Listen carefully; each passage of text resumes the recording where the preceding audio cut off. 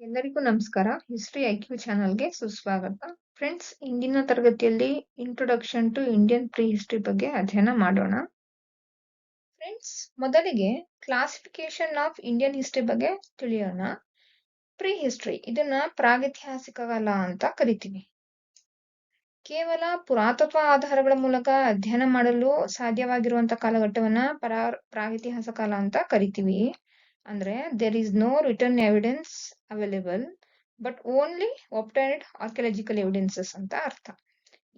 ಇದರ ಒಂದು ಕಾಲಗಣನೆ ಆಸ್ ಪರ್ NCERT 25 ಲಕ್ಷ ವರ್ಷ ಪೂರ್ವದಿಂದ ಕ್ರಿಸ್ತಪೂರ್ವ 3000 ಆಯ್ತಾ. ಇದಕ್ಕೆ ಉದಾಹರಣೆ ಸ್ಟೋನ್ ಏಜ್, ಶಿಲಾಯುಗ. ಈ ಒಂದು ಶಿಲಾಯುಗನ on the basis of geological ages and stone tool typology ಟೆಕ್ನಾಲಜಿಯನ್ನು ಆಧರಿಸಿ ಪುನಃ 3 ಭಾಗಗಳಾಗಿ ವಿಂಗಡಿಸಿದ್ದಾರೆ. ಪೇಲಿಯೋಲಿಥಿಕ್ ಏಜ್, ಹಳೆ ಶಿಲಾಯುಗ, ಮೆಸೋಲಿಥಿಕ್ ಏಜ್, ಮಧ್ಯ ಶಿಲಾಯುಗ, ನಿಯೋಲಿಥಿಕ್ ಏಜ್, ನವಶಿಲಾಯುಗ. ಇಷ್ಟು ಪ್ರೀ ಹಿಸ್ಟ್ರಿ ಬಗ್ಗೆ. ನಂತರ ಪ್ರೋಟೋ ಹಿಸ್ಟ್ರಿ.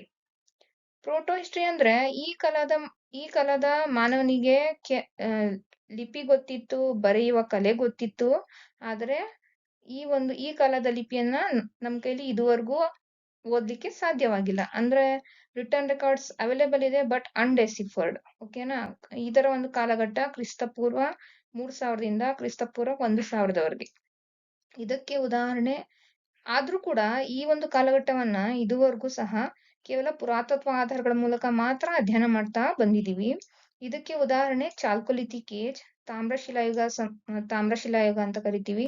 ಇದಕ್ಕೆ ಎಕ್ಸಾಂಪಲ್ ಅಂದ್ರೆ ಇದ್ರಲ್ಲಿ ಬರುವಂತಹ ಆಹಾರ ಸಂಸ್ಕೃತಿ ಮತ್ತೆ ಗಣೇಶ್ವರ ಸಂಸ್ಕೃತಿ, ಜೋಧ್ಪುರ ಸಂಸ್ಕೃತಿ ಅಂತ ಬರ್ತಾ ಹೋಗುತ್ತೆ. ಮತ್ತೆ ಇಂಡಸ್ ವ್ಯಾಲಿ ಸಿವಿಲೈಸೇಷನ್ ನ ಅಲ್ಲಿ ಹರಪ್ಪನ್ ಫೇಸ್ ಕೂಡ ಇದಕ್ಕೆ ಬಿಲಾಂಗ್ ಮಾಡುತ್ತೆ. ನಂತರ ಬ್ರಾನ್ಸ್ ಏಜ್, ಕಂಚಿನ ಯುಗ. ಇದು ಕೂಡ purely belongs to Indus valley civilisation. ಈ ಮೆಚೂರ್ ಹರಪ್ಪನ್ ಫೇಸ್ ಇದೆಯಲ್ಲ, ಅದು ಬ್ರಾನ್ಸ್ ಏಜ್ ಗೆ ಸಂಬಂಧಪಟ್ಟಿರೋದು. ಇಷ್ಟು ಪ್ರೋಟೋ ಹಿಸ್ಟ್ರಿ ಬಗ್ಗೆ. ನಂತರ ಹಿಸ್ಟೋರಿಕ್ ಪೀರಿಯಡ್, ಇದನ್ನ ಇತಿಹಾಸ ಕಾಲ ಅಂತ ಕರಿತೀವಿ. ಈ ಒಂದು ಕಾಲಘಟ್ಟದಲ್ಲಿ ನಮ್ಗೆ ಸಾಹಿತ್ಯ ಕೂಡ ಅವೈಲೇಬಲ್ ಇದೆ, ಮತ್ತೆ ಪುರಾತತ್ವ ಆಧಾರಗಳು ಸಹ ನಮ್ಗೆ ಲಭ್ಯವಾಗ್ತಾ ಹೋಗ್ತವೆ. Example iron age.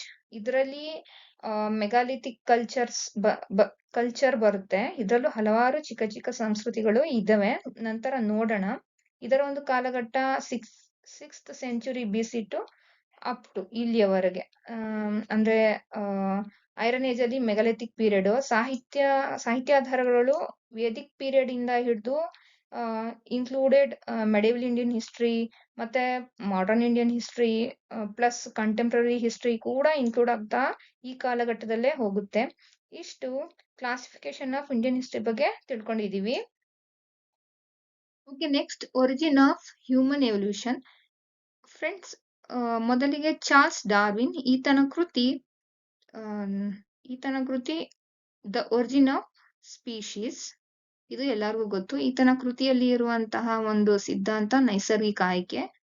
ಈ ಕೃತಿ ಯಾವಾಗ ಪಬ್ಲಿಷ್ ಆಗಿದೆ ಅಂತ ಕೇಳಿದರೆ 1859 24th November. ಆಯ್ತಾ. ನಂತರ ಹೆನ್ರಿ ಇಕ್ಸ್ಲಿ, ಈತನ ಕೃತಿ evidence as to man's place in nature 1863. ಅಂತ ವಿಶೇಷತೆ ಏನು ಅಂದ್ರೆ ಚಾರ್ಲ್ಸ್ ಡಾರ್ವಿನ್ ನೈಸರ್ಗಿಕ ಆಯ್ಕೆ ಸಿದ್ಧಾಂತಕ್ಕೆ ಪುರಾವೆಗಳನ್ನು ನೀಡುವ ಮೂಲಕ ಸಮರ್ಥನೆಯನ್ನ ಮಾಡುತ್ತೆ ಆ ಸಿದ್ಧಾಂತವನ್ನ. ಮತ್ತು ನೈಸರ್ಗಿಕ ಆಯ್ಕೆಯ ಮುಂದುವರೆದ ಭಾಗ evidence as to man's place in nature ಅಂತ. ಇವೆರಡು ಕೃತಿಯನ್ನ ನಾವು ತಿಳ್ಕೊಂಡಿರ್ಬೇಕು. ನಂತರ ಜಿಯೋಲಾಜಿಕಲ್ ಏಜಸ್, ಭೂವೈಜ್ಞಾನಿಕ ಕಾಲಮಾನಗಳು.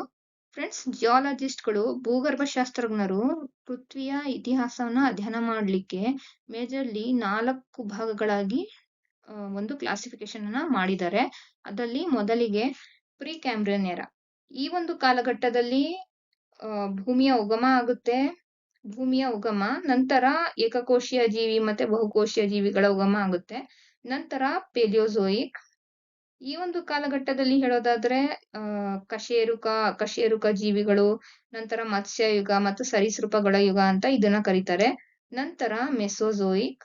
ಈ ಒಂದು ಕಾಲಘಟ್ಟದಲ್ಲಿ ಡೈನೋಸರ್ಸ್, ಒರಿಜಿನ್ ಆಫ್ ಜುರಾಸಿಕ್ ಅಂದ್ರೆ ಗೊತ್ತಾಗುತ್ತೆ ಡೈನೋಸರ್ ಅಂತ. ನಂತರ ಮ್ಯಾಮಲ್ಸ್, ಸಸ್ತನಿಗಳ ಉಗಮ ಆಗ್ತಾ ಹೋಗುತ್ತೆ. ನೋಡಿ, ಉಗಮ ಇಲ್ಲಿ, ನಂತರ ಸೆನೋಜೋಯಿಕ್. ಈ ಒಂದು ಕಾಲಘಟ್ಟದಲ್ಲಿ ಎಕ್ಸ್ಪ್ಯಾನ್ಷನ್ ಆಫ್ ಮ್ಯಾಮಲ್ಸ್, ಸರೀಸೃಪಗಳ ವಿಸ್ತರಣೆ ಬಹುದೊಡ್ಡ ಮಟ್ಟದಲ್ಲಿ ಆಗುತ್ತೆ. ಹಾಗಾಗಿ ಈ ಒಂದು ಕಾಲಘಟ್ಟವನ್ನ ಪುನಃ ಶರ್ಷಿಯರಿ ಮತ್ತೆ ಕ್ವಾಟನರಿ ಅಂತ ಮತ್ತೆ ಇದನ್ನ ಡಿವಿಷನ್ ಮಾಡ್ತಾರೆ.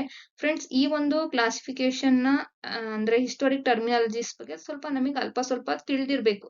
ಹಾಗಾಗಿ ಇದನ್ನ ನಾವು ಅಧ್ಯಯನ ಮಾಡ್ತಾ ಇದೀವಿ. ನಂತರ ಕ್ವಾಟನರಿ ಪೀರಿಯಡ್ ನ ಮೇಜರ್ ಚೇಂಜಸ್ ನ ಕಂಡು ಪುನಃ ಇದನ್ನ 2 ಮೇಜರ್ ಎರಾಸ್ ಗಳಾಗಿ ಡಿವಿಷನ್ ಮಾಡಿದ್ದಾರೆ. ಅದನ್ನ ಪ್ಲಿಸ್ಟೋಸಿನ್ ಮತ್ತು ಹೋಲೋಸಿನ್ ಅಂತ ಕರಿತೀವಿ. ಪ್ಲಿಸ್ಟೋಸಿನ್ ಹಿಮಯುಗ, ನಂತರ ಹೋಲೋಸಿನ್ ಪ್ರೆಸೆಂಟ್ ನಾವು ಜೀವಿಸ್ತಾ ಇರುವಂತಹ ಯುಗ ಹೋಲೋಸಿನ್. ಇದರಲ್ಲಿ ಆಧುನಿಕ ಮಾನವನ ಉಗಮ ಆಗುತ್ತೆ. ನಂತರ ಜೀವಜಂತುಗಳ ವಿಕಾಸ ಸಹ ಮತ್ತೆ ಡಾಮಿನೇಷನ್, ಪ್ರಭುತ್ವ ಕೂಡ ನಾವು ಈ ಒಂದು ಕಾಲಘಟ್ಟದಲ್ಲಿ ನೋಡ್ಬೋದು. ಪ್ರಸ್ತುತ ಈ ಕಾಲದಲ್ಲಿ ನಾವು ಜೀವನ ಮಾಡ್ತಾ ಇರೋದು.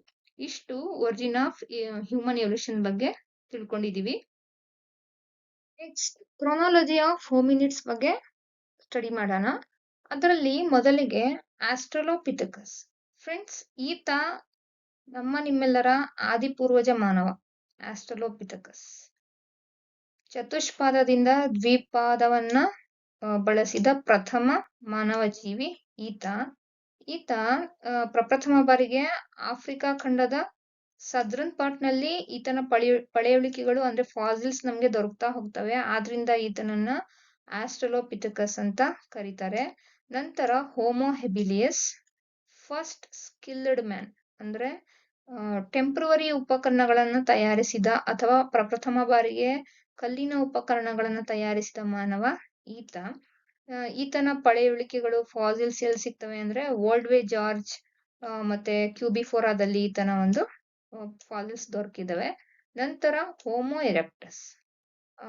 ಹೋಮೋ ಎರೆಕ್ಟಸ್ ಈತನನ್ನ ಏಷ್ಯಾ ಮಾನವ ಅಂತಾನು ಕರೀತಾರೆ.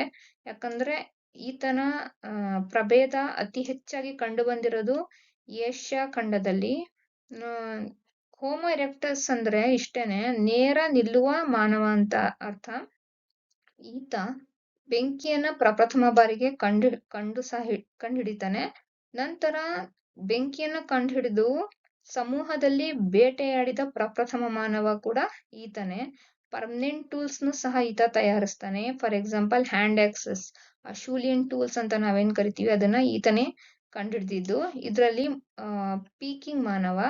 ಪೀಕಿಂಗ್ ಹೋಮೋ ಎರೆಕ್ಟಸ್, ಈತ ತೆರೆದ ಕೈಗಳನ್ನ ಬಳಸಿದ ನರಭಕ್ಷಕ ಮಾನವ. ಅಂದ್ರೆ ಕೈಗಳನ್ನ ಕ್ಲಾಕ್ ವೈಸ್ ಮತ್ತೆ ಆಂಟಿ ಕ್ಲಾಕ್ ವೈಸ್ ಯೂಸ್ ಮಾಡ್ತಾನೆ ಈತ.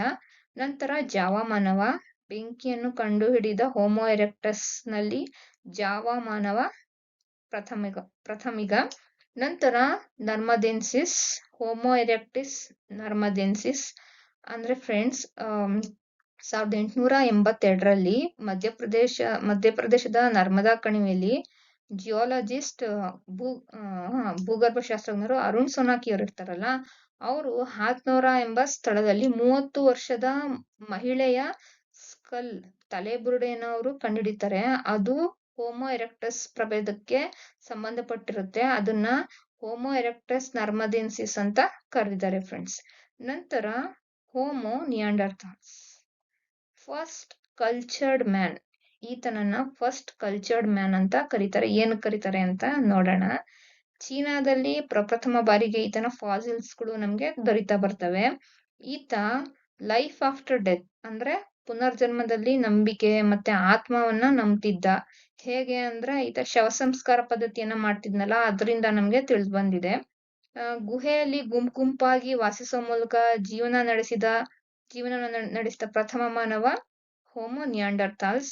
ಈತ ಸಮಾಧಿಯಲ್ಲಿ ಸತ್ತ ಮಾನವನ ಜೊತೆ ಅವನಿಗೆ ಇಷ್ಟವಾದಂತಹ ಸಾಮಗ್ರಿಗಳು ಅಂದ್ರೆ ಕುರಿಯ ಕೊಂಬು, ಹೂವು, ಅದನ್ನೆಲ್ಲ ಈತ ಇಟ್ಟು ಹೂಳ್ತಿದ್ದ. ಈತನನ್ನ ಫಸ್ಟ್ ಕಲ್ಚರ್ಡ್ ಮಾನವ ಅಂತನೂ ಸಹ ನಾವು ಕರಿತೀವಿ. ಕೊನೆಗೆ ಈ ಒಂದು ಪ್ರಭೇದ ಅತಿ ಹೆಚ್ಚು ರೋಗಕ್ಕೆ ತುತ್ತಾಗಿ ನಾಶವಾಗುತ್ತೆ, ಬಹು ಬೇಗನೆ ನಾಶವಾಗುತ್ತೆ ಫ್ರೆಂಡ್ಸ್. ನಂತರ ಹೋಮೋಸೆಫಿಯನ್, ಇದು ಆಧುನಿಕ ಮಾನವ ಅಥವಾ ಕಾಲ್ಪನಿಕ ಮಾನವ. ಇದರಲ್ಲಿ ಇನ್ನೂ ಹಲವಾರು ಬಗೆಯ ಪ್ರಭೇದಗಳು ಬರ್ತಾ ಹೋಗ್ತವೆ. ಅದರಲ್ಲಿ ಕ್ರೋಮ್ಯಾಗ್ನನ್ ಮತ್ತೆ ಗ್ರಮಾಲ್ಡಿ, ಕೋಮ್ ಕೇಪಲ್ ಅಂತಾನು ಕರಿತೀವಿ. ಇಷ್ಟು ಇದ್ರ ಬಗ್ಗೆ. ನಂತರ ಹೋಮೋಸೇಫಿಯನ್ ಅಡ್ವಾನ್ಸ್ ಲೆವೆಲ್. ಪ್ರಸ್ತುತ ನಾವೆಲ್ಲ ಹೋಮೋಸೆಫಿಯನ್ಸ್ ಇದ್ರಲ್ಲಿ ನಾವು ನೋಡ್ತಾ ಹೋದ್ರೆ ಏನಪ್ಪಾ ವ್ಯಾಪಕವಾಗಿ ಕೃಷಿ, ಪಶುಪಾಲನೆ, ತಂತ್ರಗಾರಿಕೆ ಇದೆಲ್ಲವನ್ನು ಮಾಡ್ತಾ ಈತ ಜೀವನ ನಡೆಸ್ತಾನೆ. ಫ್ರೆಂಡ್ಸ್, ಇನ್ನೊಂದು ಪಾಯಿಂಟ್ ಇದೆ, ಹೋಮೋ ಫ್ಯೂಚರಿಸ್ ಅಂತ. ಹೋಮೋ ಫ್ಯೂಚರಿಸ್ ಏನು ಅಂದ್ರೆ ಭವಿಷ್ಯದಲ್ಲಿ ಬರುವಂತಹ ಹೋಮೋಸೆಫಿಯನ್ ಒಂದು ಅಡ್ವಾನ್ಸ್ ಲೆವೆಲ್ ಅಲ್ಲಿ ಬರುವಂತಹ ಒಂದು ತಳಿ. ಇಷ್ಟು ಕ್ರೊನಾಲಜಿ ಆಫ್ ಹೋಮಿನಿಡ್ಸ್ ಬಗ್ಗೆ ನಾವು ಅಧ್ಯಯನ ಮಾಡಿದೀವಿ. ಫ್ರೆಂಡ್ಸ್, ಪ್ರೀ ಹಿಸ್ಟ್ರಿಗೆ ಸಂಬಂಧಪಟ್ಟಂತೆ ಕೆಲವೊಂದು ಬುಕ್ಸ್ ನಾನಿಲ್ಲಿ ಲಿಸ್ಟ್ ಮಾಡಿದ್ದೀನಿ. ಇದನ್ನ NET ಎಕ್ಸಾಮ್ ಅಲ್ಲಿ ಕೇಳಿದ್ದಾರೆ. Man makes himself by Gordon Childe, prehistoric society by Grahame Clark, idea of prehistory by Neil Daniel, prehistory by Irfan Habib, dating the human past by DP Agarwal. ಸ್ವಲ್ಪ important, list ಮಾಡ್ಕೊಳ್ಳಿ. ನಂತರ 3H system, ಯುಗತ್ರಯ ಸಿದ್ಧಾಂತ ಅಥವಾ ತ್ರಿಕಾಲ ಸಿದ್ಧಾಂತ ಅಂತ ಕರೀತಾರೆ.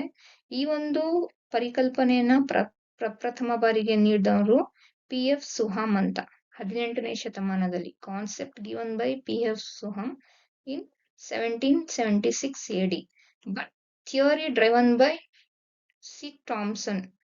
ಈ ಒಂದು ಸಿದ್ಧಾಂತವನ್ನ ಮಂಡಿಸಿದವರು 1836ರಲ್ಲಿ C ಥಾಮ್ಸನ್ ಈತ.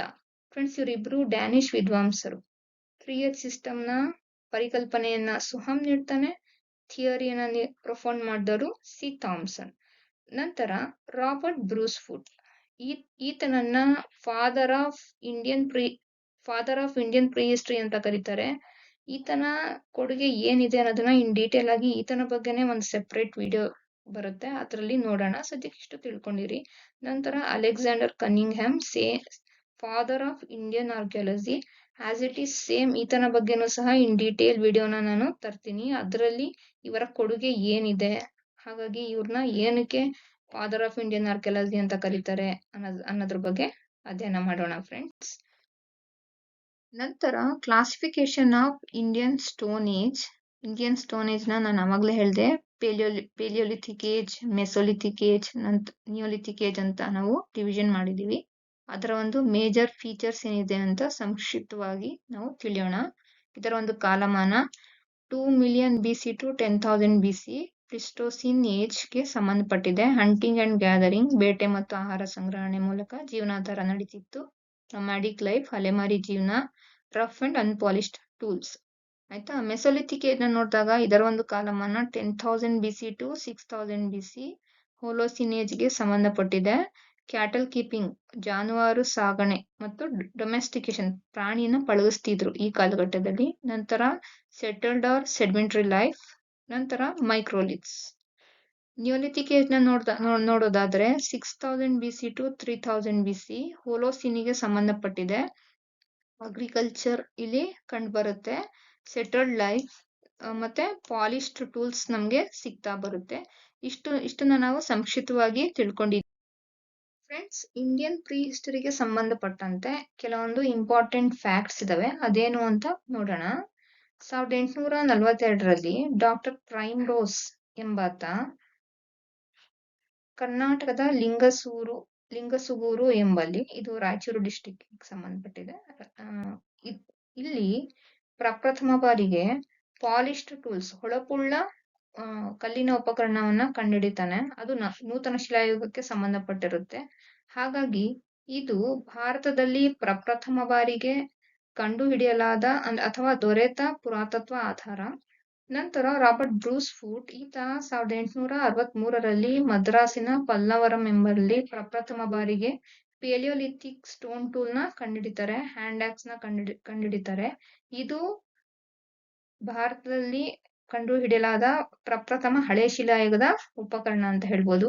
ನಂತರ the word palaeolithic first time coined by sir John Lubbock. Friends, ಈತನ ಕೃತಿ ಪ್ರೀಹಿಸ್ಟೋರಿಕ್ ಟೈಮ್ಸ್, ಇದರಲ್ಲಿ ಪ್ರಪ್ರಥಮ ಬಾರಿಗೆ ಪೇಲಿಯೋಲಿಥಿಕ್ ಅನ್ನುವಂಥ ಪದವನ್ನ ಬಳಸ್ತಾನೆ. ಜೊತೆಗೆ ನಿಯೋಲಿಥಿಕ್ ಅನ್ನುವಂಥ ಪದವನ್ನು ಪ್ರಪ್ರಥಮ ಬಾರಿಗೆ ಬಳಸಿದವರು ಸಹ ಈತನೇ.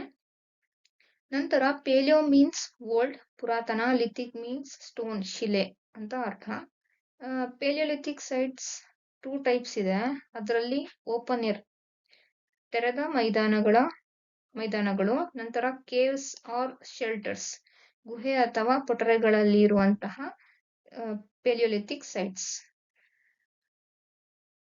ಫ್ರೆಂಡ್ಸ್, ಪೆಲಿಯೋಲಿಥಿಕ್ ಏಜ್ ಬಗ್ಗೆ ನೋಡೋದಾದ್ರೆ ಈ ಒಂದು ಕಾಲಘಟ್ಟ ಸಂಪೂರ್ಣವಾಗಿ ಪ್ಲಿಸ್ಟೋಸೀನ್ ಏಜ್ ಅಲ್ಲಿ ಆರಂಭಗೊಂಡು ಕೊನೆಗೊಳ್ಳುತ್ತೆ. ಈ ಒಂದು ಪೆಲಿಯೋಲಿಥಿಕ್ ಏಜ್ ನ lower palaeolithic age, middle palaeolithic age, upper palaeolithic age ಅಂತ ಎಡ್ವರ್ಡ್ ಲಾ ಟೆಟ್ ವಿಭಜನೆಯನ್ನ ಮಾಡಿದ್ದಾನೆ. ಫ್ರೆಂಡ್ಸ್, ಈ ಒಂದು ಕಾಲಘಟ್ಟದ ಕೆಲವೊಂದು ವಿಶೇಷತೆಗಳು ಏನೇನಿತ್ತು ಅನ್ನೋದನ್ನ ನೋಡೋದಾದ್ರೆ ಲೋಯರ್ ಪೆಲಿಯೋಲಿಥಿಕ್ ಏಜ್ ನ ಕಾಲಮಾನ 2 ಮಿಲಿಯನ್ ಇಯರ್ಸ್ ಎಗೋ ಇಂದ ಅಪ್ ಟು 1 ಲ್ಯಾಕ್ BC ವರೆಗೂ. ಇದು ಲೋಯರ್ ಪ್ಲಿಸ್ಟೋಸಿನ್ ಕಾಲಕ್ಕೆ ಸಂಬಂಧಪಟ್ಟಿದೆ. ಇಲ್ಲಿ ಕೋರ್ ಟೂಲ್ಸ್ ನ ತಯಾರಿಸಲಾಗ್ತಿತ್ತು. ಇದರ ಒಂದು ಜಿಯೋಗ್ರಾಫಿಕಲ್ ಕಾಂಟ್ಯಾಕ್ಟ್ಸ್ ಸೋನ್ ವ್ಯಾಲಿ ಮತ್ತೆ ಬೇಲನ್ ವ್ಯಾಲಿ. ಮಿಡಲ್ ಪೆಲಿಯೋಲಿಥಿಕ್ ಏಜ್ ನ ನೋಡೋದಾದ್ರೆ 1 ಲ್ಯಾಕ್ BC ಟು 40,000 BC. ಇದು ಮಿಡಲ್ ಪ್ಲಿಸ್ಟೋಸಿನ್ಗೆ ಸಂಬಂಧಿಸಿದೆ. ಇಲ್ಲಿ ಫ್ಲೇಕ್ ಟೂಲ್ಸ್ ನ ತಯಾರಿಸಲಾಗ್ತಿತ್ತು. ನರ್ಮದಾ ಮತ್ತು Tungabhadra valley major geographical contacts ಆಗಿದೆ ಇದ್ರದ್ದು. ನಂತರ ಅಪ್ಪರ್ ಪೆಲಿಯೋಲಿಥಿಕ್ ಏಜ್, ಇದು 40,000 BC ಟು 10,000 BC ಇದರ ಒಂದು ಕಾಲಮಾನ.